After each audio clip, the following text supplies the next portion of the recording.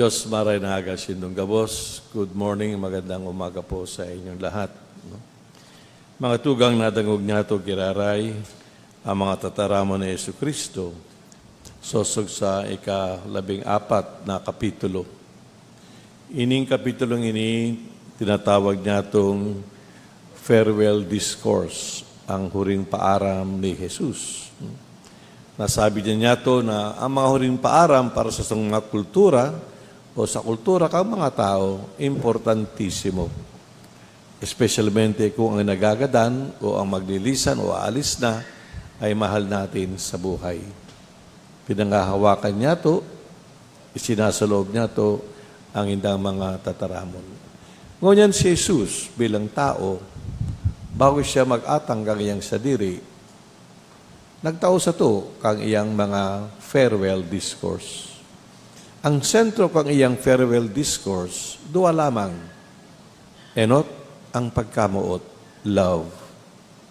Siriman, ngunyan, itatao sa to, ang sarong balao kagagoran ng Ama asin ni Yesu Kristo, ang balao kang Espiritu Santo. This is the other theme of the farewell discourse. The Holy Spirit. Kaya sa Ebanghelyo ngunyan, mahiling niya to, si Jesus nagtataram. Sosog sa pagkamuot, asin sa Espiritu Santo. Sa Espiritu Santo, bilang pag-andam para sa sato sa kapestahan kan Pentecostes, 2 Sundays from now. Sa darating na linggo, this coming Sunday, isa-celebrate niya ito ang pagsakat ni Jesus sa kalangitan. Ascension, diba? No? Kaya, nangangahipon na buksan niya ito, giraray ang sa itong mga puso, sirimang paghurup-hurupan niya ito, ang importantissimong mensahe ni Jesus, ang kahalagahan, importansya, kang pagkabuot, siriman, kan Espiritu Santo sa satong buhay. Sabi nila mga tugang na ang mga tao raw, people, are always interested sa conversation, sa mga diskusyon, sa duwang mga bagay. Halimbawa, may mga meetings o konferensya o homilies, whatever, ang mga tao nagigising pag ang duwang topic na ini pinag-uusapan. Ano yun? Enot tungkol sa pera. Pag pera, gising lahat. Gising lahat. Pag pera ang pinag-uusapan. Talagang nagigising, nagpapartisipar. Ang ikaduha, siyempre, love, ang pag-ibig. Pag pinag-uusapan ng pag-ibig, lumalaki ang mga mata ng tao. Tumataba ang kanilang puso, maski na sila sa katahimikan, nasa isang sulok, lumuluha. Dahil minsan, ang pag-ibig ay masakit. No? Last time, itong past days, nadagog niya ito ang mga magagayon na kumiliyak ang sa itong mga padi. No? Tungkol sa love. Kumanta pa nga about love. Si Father Eric, kumanta rin yan. Nag-quote siya ng lyrics about love. No? Kaya importantissimo talaga ang love sa itong buhay. Ngunyan, maaaraman niya ito, ano ba ining love na ini? Alam niyo mga tugang bilang Kristiyano, madalas we talk about love, pero nalilingawan niya ito ang importantissimong aspeto o sentro ang pagkamuot na itinao sa ito ni Jesus. What is that? Nang sinabi niya, love one another as I have loved you. Very often we just stop in love one another. We do not include, we do not think, we are not inspired by the following words, as I have loved you. Kaya nga para sa mga Kristiyano, ang batayan, ang inspirasyon, ang motor na nagtutulak sa sato para magibo niya itong pagkamuot ay walang iba kundi ang ehemplo kang satong kagurang ng Hesu Kristo.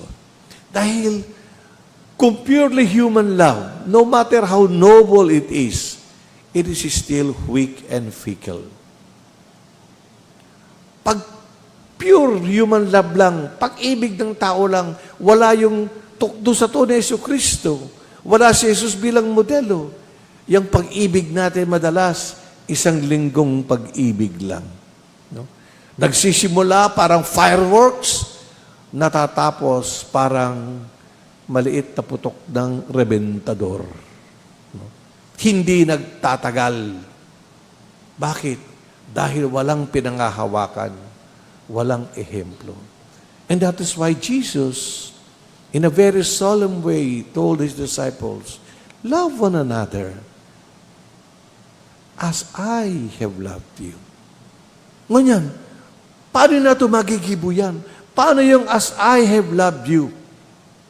Siyempre, ibig sabihin ni Jesus, kung ako man, nagkasararo, if you remain in me and I remain in you, then you will know what love is all about. But if you are far from me, your love is limited. Your love will become weak, and your love will eventually disappear. But if you experience my love and welcome my love in your heart, then I can assure you, your love will be strong and lasting. Ganyan mga tugang, sa buhay ni Jesus, mahilig nga to. Ano ba ining love na ini na sinasabi ni Jesus? Siguro in one word we will say, the love of Jesus facilitates. No? Ginigibong magayon o ma-easy ang satong relasyon sa Diyos at sa atong mga tugang. Love facilitates our growth. Love gives us life. I am the vine, you are the branches. Love leads us to the right direction. I am the good shepherd. He who hears me, follow me. No. So love ni Jesus facilitates our growth as a person and as sons and daughters of God. Napaka-importante niya mga tugang na ang pag-ibig ni Jesus dahil lang to sentimental o feeling o para makaigwa kita, makakuha kita kang mga manlain-lain na petisyon na hinahagad niya to sa itong mga pamibi. No. But the love of Jesus builds us up, transforms us, makes us better person. Hindi ba yan naman talaga ang epekto ng pagmamahal? Binabago ka. Hindi ba? Binabago ka.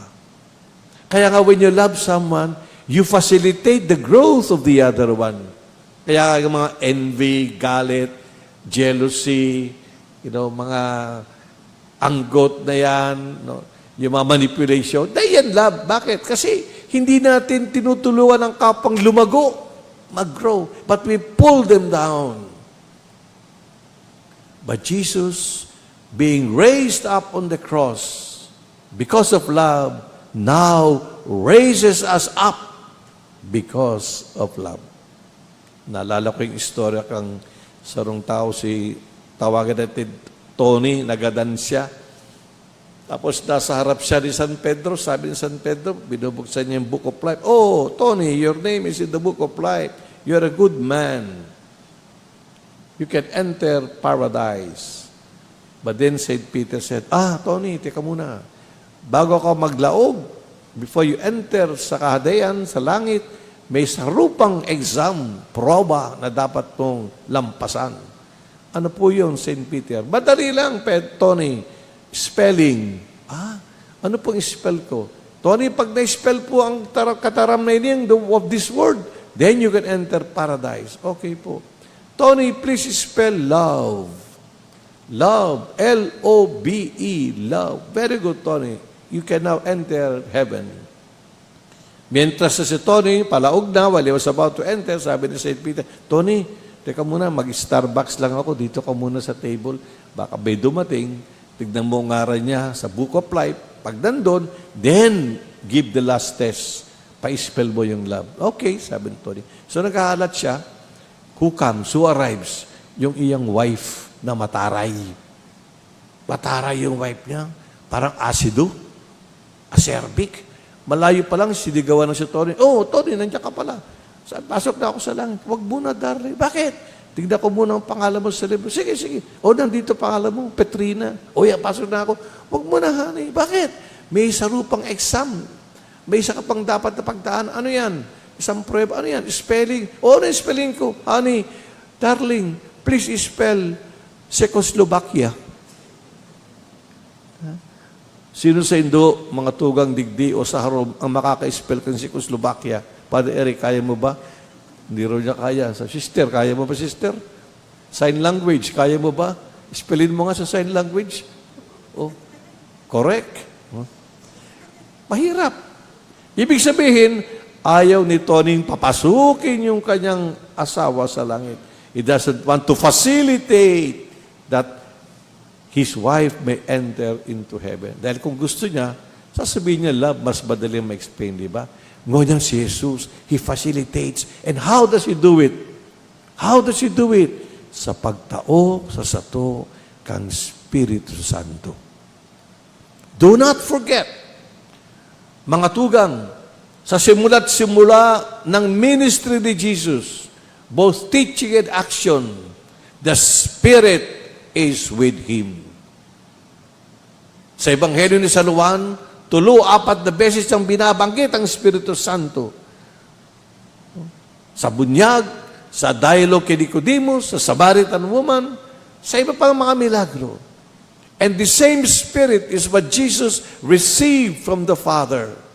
The Spirit of the Lord is upon me, and He has sent me to bring the good news to the poor, to give light to those in darkness, to strength to those who are weak. In other words, Jesus performs or does His ministry under the power, under the facilitation of the Holy Spirit. Kaya nga, itong huling baon sa atin ni Jesus, sa buhay ninyo, magmahal kayo, tanggapin ninyo, mabuhay kayo, sosog sa Espiritu Santo. The Spirit of truth, the Spirit of life. Ngayon mga tugang, ano ba ang mga characteristics kang pagkamot ni Jesus?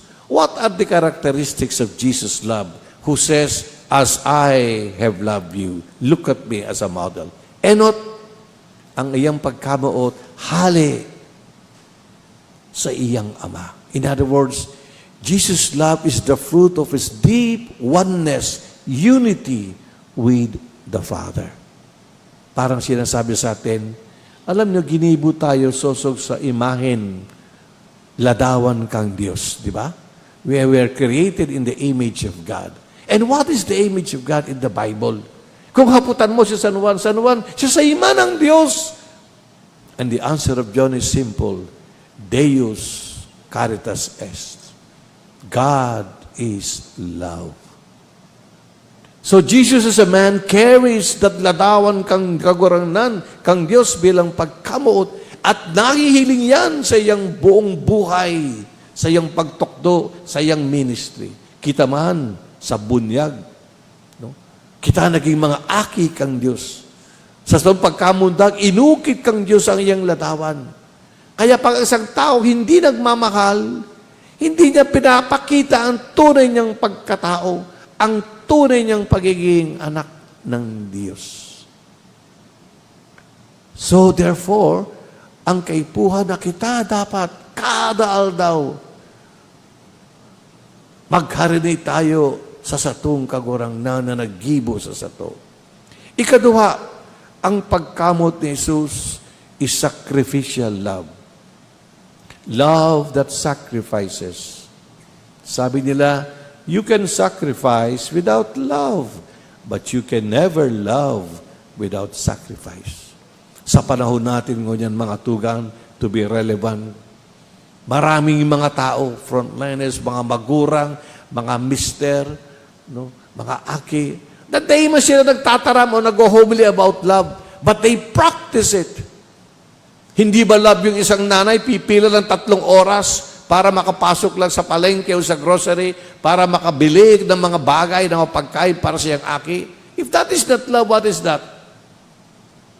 Hindi pa pagmamahal sa isang tatay na talagang hirap na hirap. Dahil may siya makapag-drive kang iyang padjak o tricycle o taxi o drive o jeepney para mapakain ang kanyang mga pamilya. Hindi ba yan love? Iniisip niya ang kanyang pamilya. No?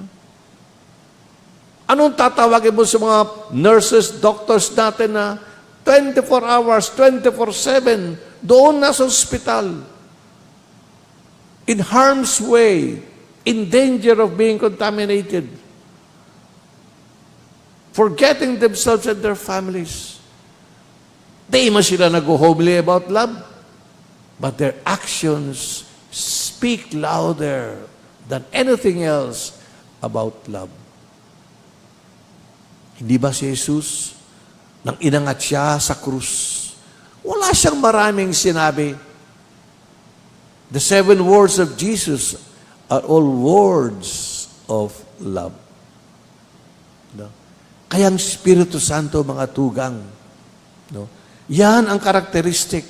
Ang ikatulong karakteristik ang buhay ng love ni Jesus, His love is mission. Hindi love with a mission. His love is mission. Because by its very nature, love is something that you have to send off to others. You cannot keep love to yourself. You cannot. Kung tunay na pag-ibig yan, isishare mo yan, lalabas sa puso mo yan para mahawa yung iba. Yan ang love. Yan ang hawang hindi nagdadala ng kamatayan, kundi nagdudulot ng kabuhayan. Kaya nga Jesus says, by your love for one another, people will know you are my disciples. We must build and create a network of love, which knows how to sacrifice and which is by its very nature mission. Kaya nga si Jesus, ang iyang mission digdi, ipaabot sa sato, ang dakulang pagkamaot kang Diyos. Nadagog na ito kanina, di ba? He who obeys me, welcomes my commandments and obeys me, knows what it's all about. My Father and I will dwell with Him. Kaya mga tugang, sa buhay nato, let us always, first of all, call on the Spirit to teach us to love as Jesus did. Let this Mass today and these readings be a preparation for us for the ascension of Jesus, especially for the tremendous solemnity of the Pentecost, wherein God and Jesus will give us the divine love, the Holy Spirit. In and with and through Jesus, let us learn what life is all about, and let this be seen in our life through the power of the Holy Spirit. Amen.